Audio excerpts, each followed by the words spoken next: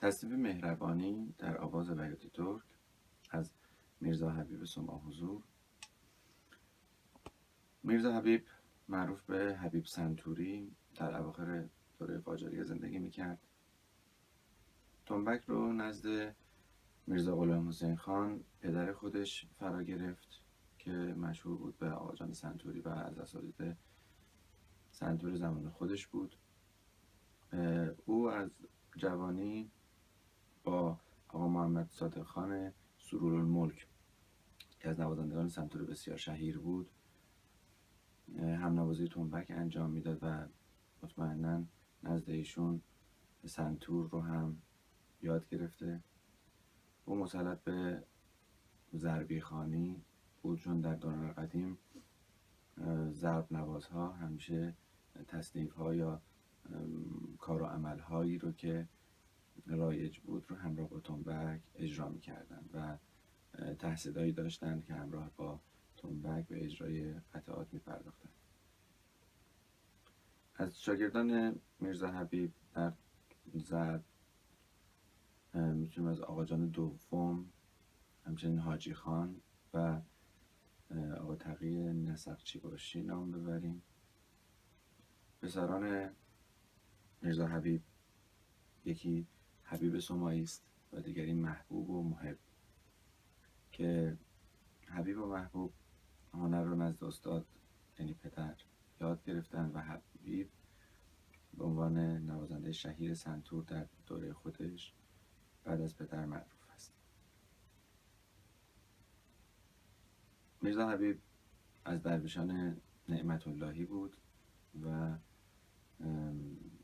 معتقد بود که موسیقی راهی است برای رسیدن به خدا و از این طریق به مکاشفات می پرداخت و معروف است که با وضو همیشه ساز می زد و به خلسه‌ای می رفت که دوربریای خودش رو نمی دید یا نمی شنید و در حال خودش بود با راز و نیاز به خدا. در دوران احمد شاه ایشون فوت شدند و این قطعه از آثار ایشونی که در ردیف‌های آوازی مخصوصاً اجرا میشه به عنوان گوشه مهربانی.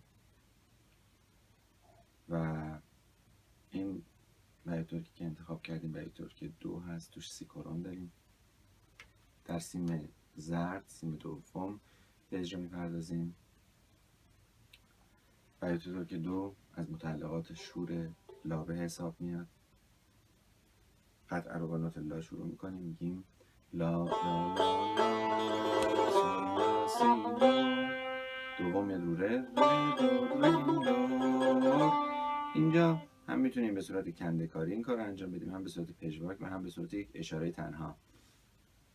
نوع اشاره میگیم ره دو رم دو. نوع دوم به صورت پژواک ره دو رم، بعدش دور ره دور ریم دور دو سی. و نوع سوم که با کندکاری هست ره دور ریم، اینجا میکنیم ره دور ریم دور دو سی دو. تکرار میشه لا لا لا سول لا سی دو ره دور ریم دور دو سی دو ره دور ریم دور دو سی دو سی دو سی سی ره سی دو ره دور ریم دور دو سی. اینا 2 1 2 1 میرن بالا. دو سی دو سی سی دو. انگشت دوم میاد رو می، میگیم می می می می فرم ره دو ریم دور دو سی دو. تکرار میشه می می می می می فرم ره دو ریم دور دو سی دو. لا لا لا سول لا سی دو ره دو ریم دور دو سی دو ره دو ریم دور دو سی دو سی دو سی سی ره سی دو ره دو ریم دور دو سی. رسید سیرام. با مترونوم این قطعه رو با سرعت 70 میخوایم اجرا کنیم. در توضیح ریتم این قطعه باید بگیم که 3/4 هست. برخی این تصنیف و از سری این قطعات رو به عنوان 6/4 سنگین یا 6/8 سنگین میشناسن که اونها در نظر میگیرن جمله به حریم خل این میشود یک مجموعه که البته به عنوان 2 ضربی در نظرش میگیرن، 2 ضربی که هر ضربش 3 تا از این ضرب ها رو شامل میشه و جمله رو به این شکل میبینن.